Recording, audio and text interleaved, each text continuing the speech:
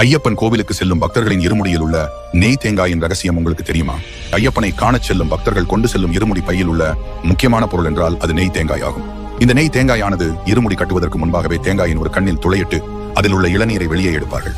பிறகு அந்த தேங்காயை காய வைத்து அந்த தேங்காயின் உள்ளே காய்ச்சிய பசு நெய்யை நிரப்ப ஊற்றுவார்கள். இப்படி கொண்டு செல்லப்படும் நெய் தேங்காயின் ரகசியம் என்பது ஐயப்பனின் திருவடியை சரணடைவது என்பதாகும். அதாவது இந்த தேங்காயின் மேல் ஓட்டுப்பகுதி நமது பூத உடலை குறிக்கும். தேங்காயின் உள்ளே ஊற்றப்பட்ட நெய்யானது நம் உடலில் ஓடும் உயிரை குறிக்கும். இந்த தேங்காவை பத்திரமாக எடுத்துச் சென்று அதில் உள்ள நெய்யை ஐயப்பனின் அபிஷேகத்திற்கு ஒப்படைக்க வேண்டும். அந்த மேலோட்டு தேங்காவை சன்னதியின் எதிரே உள்ள தீயில் எரிய வேண்டும்.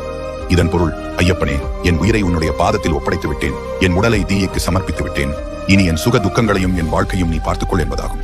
அது மட்டுமில்லாமல் நாம் இறந்த பிறகு நமது உடலை தீயில் ஒப்படைக்க வேண்டும். நம் உயிரானது ஐயப்பனின் திருவடியை சரணடைய வேண்டும் என்பதையும் இது குறிக்கும். நமது உயிரை ஐயப்பனின் திருவடியில் சமர்ப்பிக்கவே இந்த நெய் தேங்காயானது எடுத்துச் செல்லப்படுகிறது. உங்களுக்கு ஐயப்பன் பிடிக்கும்னா வீடியோ லைக் பண்ணுங்க.